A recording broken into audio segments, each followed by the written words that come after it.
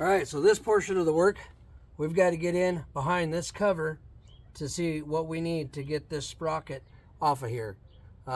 Again, I'll probably just use my toolkit to get our cover off here and see what we're looking at.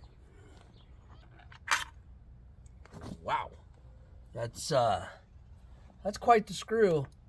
So I don't know what all it's holding on there, but that was no small screw.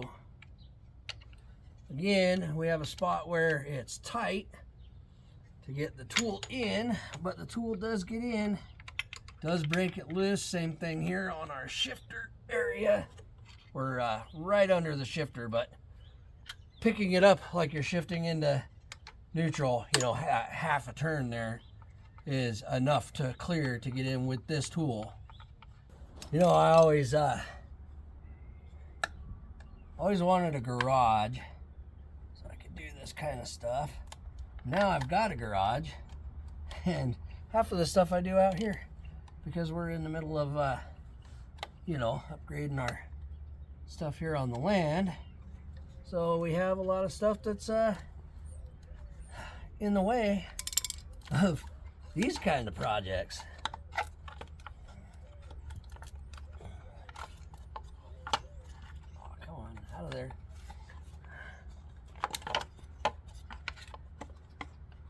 Wow, that thing really. So this is the clip that was holding me up back there.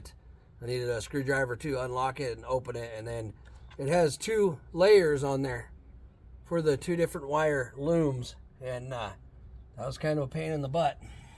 So this has a locating pin for down there.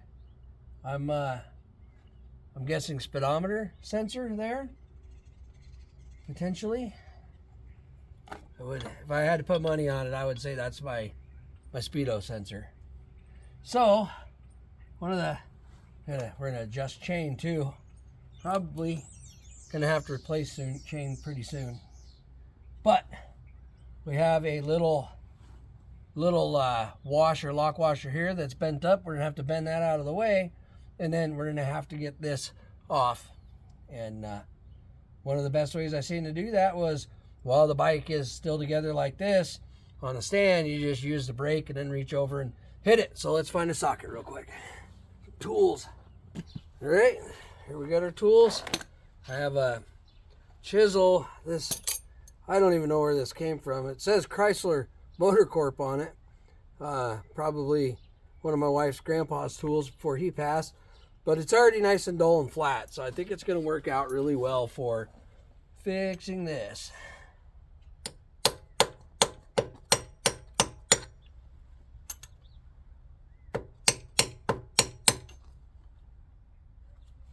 Yep, I think that'll get it.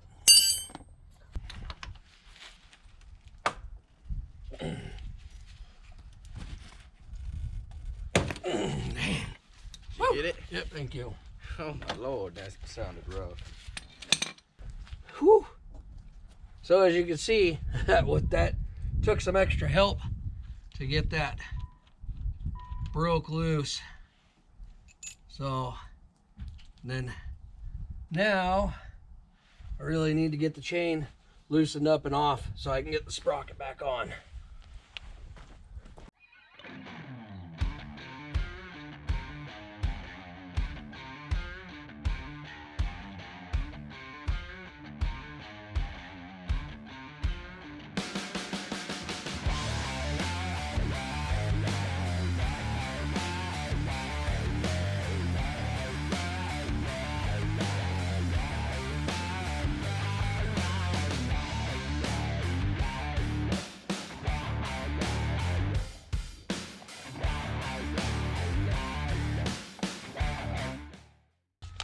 All right, here we are. New sprocket. Substantial. And how much bigger that one is there.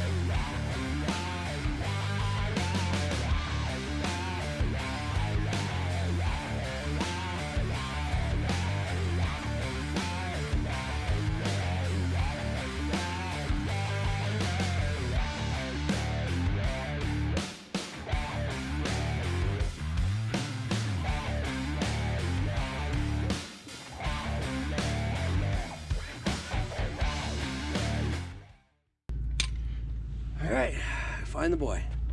Carter! All right, what am I doing? Foot on the brake again. All right.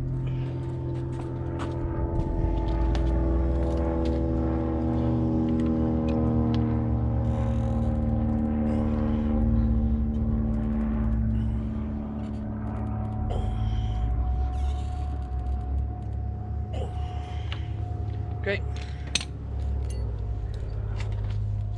All right, so easiest thing was to have another person hold the brake. I did everything off of the side stand, and now the last thing to do is to set our little lock washer and then finish setting our chain tension back wheel. So pretty easy job. I did need a couple of extra screwdrivers, and I did need a 27mm socket, which I had to go buy because I couldn't find mine.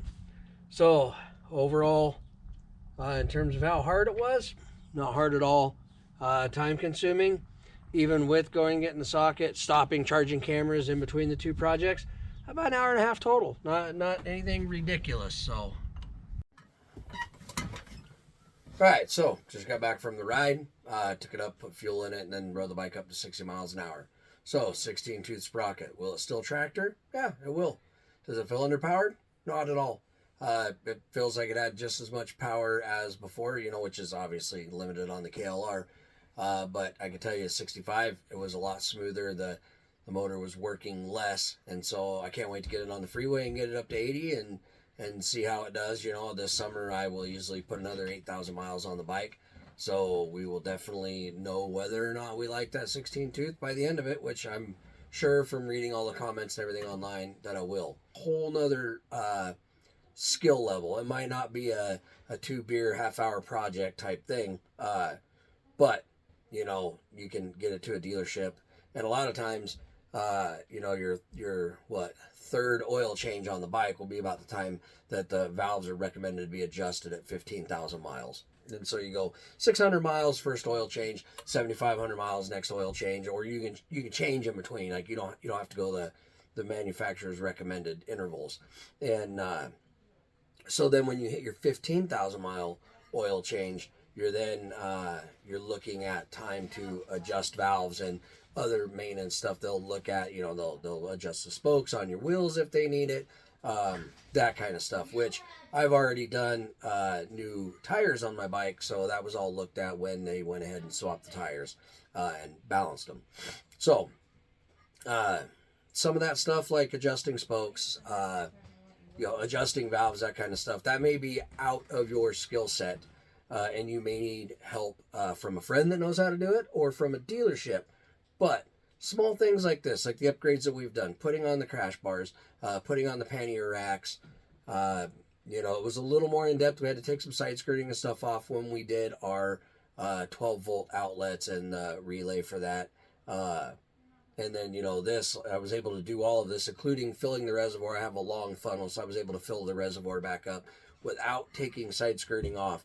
And a lot of these maintenance things like this are super easy to do. You know, as a rider, you should know how to oil your chain. You should know how to adjust your chain. And, you know, it might take watching quite a few YouTube videos. It might take asking friends that ride and stuff like that. And I know in the beginning it seems like a daunting task to do a lot of these maintenance things on your own. But most of them can be done with the stuff that comes in the toolkit. Obviously on the new KLR you need a 27mm socket, but you're going to need that for adjusting your chain anyways. And so it doesn't take a lot of specialized tools to do the minimum maintenance stuff. And so again, and you do it in your driveway, small garage. I've got a buddy that has built several really awesome bikes out of a storage shed. And, you know, when I go over, if he's doing a project that requires 2 guys to do it, he will push one machine out so that we have room to work on another machine. And so, nice thing about motorcycles, they're not necessarily expensive or hard to work on, and you don't necessarily need a lot of space. Now, like I said, we're pouring concrete in the barn, so half the stuff out of the barn is up here in the yard and in the garage. So I don't have a garage right now. And when I do my Ducati, I want the garage completely cleaned out so I have a space to set and lay everything out, because that one's going to be a pretty in-depth project, and anybody can learn to do this stuff. So hopefully you guys enjoyed the video. Like, subscribe, stick around, and again, always hit us up in the comments.